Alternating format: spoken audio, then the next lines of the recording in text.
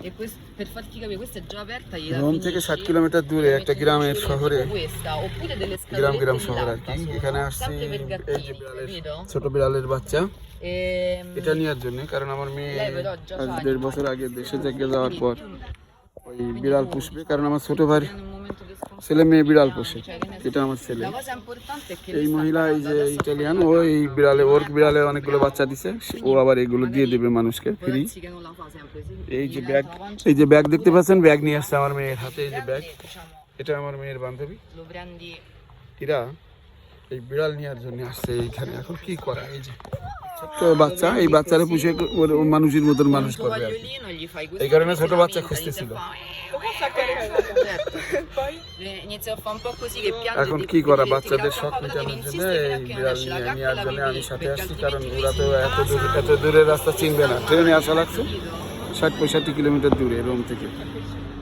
আর এদেশে তো অ্যানিমেল পোষার কিছু আইন আছে, টিকা দিতে হবে অ্যানিমেলকে, অনেক অনেক আইন কারণ। adesso è perché si sta abituando